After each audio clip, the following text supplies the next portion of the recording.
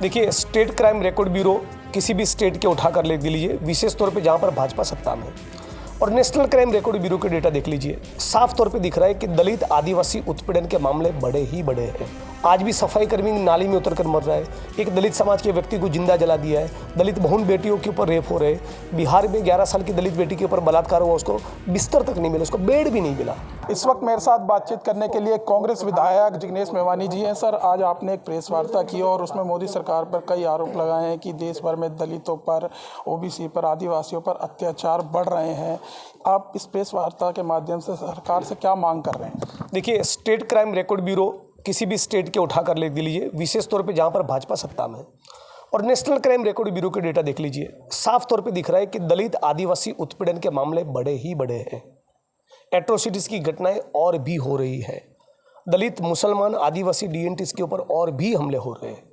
107 के करीब SC/ST act के तहत मुकदमे 2012-13 तक दर्ज होते थे। मोदी जी के प्रधानमंत्री बनने से लेकर अब तक 2024-25 का आंकड़ा ये कहता है हर रोज़ 190 एट्रोसिटीज़ की वारदात हो रही है।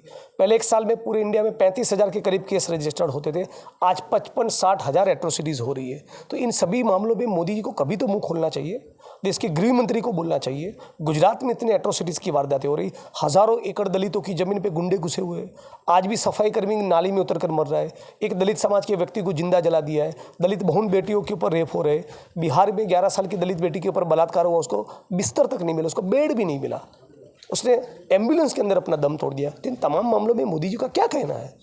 हमारे सोशल जस्टिस वेलफेयर डिपार्टमेंट का क्या कहना है? गृह मंत्रालय का क्या कहना है? वो खामोश तो नहीं रह सकते। दलितों की जीवन की कोई कीमत है कि नहीं?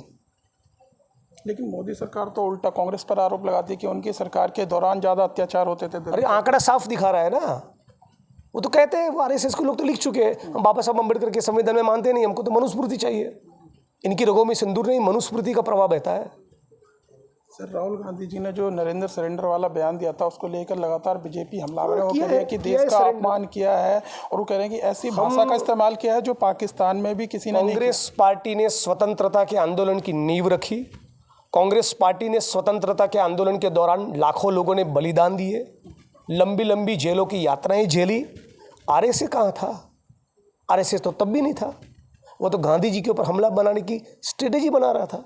और आज जो ऑपरेशन सिंदूर का वक्त आया, तो कांग्रेस पार्टी और इंडिया अलायंस डंके की चोट पर भारत सरकार के साथ खड़ा रहा। सेना की जो वीरता है, सेना का जो शौर्य है, सेना के हमारे जवानों का जो बलिदान है, उनकी जो शहादतें हैं, उनकी जो वीरता है, उनका जो पराक्रम है, उनको कल भी सैल्यूट करते थे, आज भी करते हैं, आने वाले दिनों में भी करेंगे। मोदी जी कौन होते उसमें क्रेडिट लेने वाले?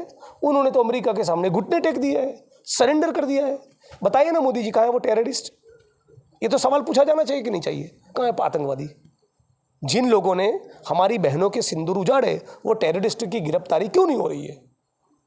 कोई जवाब नहीं भारत सरकार के पास। तो JP नड्डा क्या सवाल पूछे? JP नड्डा को मैं सवाल पूछता हूँ, 15 अगस्त के पहले चैलेंज देता हूँ, भारत की सरकार पहलगाम की घटना को अंजाम देने वाले टेररिस्टों की गिरफ्तारी करके दिखाए। जी देखिए, हमारे साथ बातचीत करने के लिए थे कांग्रेस विधायक जिग्नेश मेवानी। फिलहाल इस वीडियो में बस इतना ही। बाकी खबर देखने के लिए देखते रहिए पॉलिटिशियंस इंडिया न्यूज़। धन्यवाद। अगर आपको हमारा वीडियो अच्छा लगा तो हमारे चैनल को सब्सक्राइब करें, हमारी वीडियो को लाइक करें, शेयर करें, और ऐसे ही देश की तमाम बड़ी खबरों के लिए जुड़े रहें पॉलिटिशियंस इंडिया के साथ।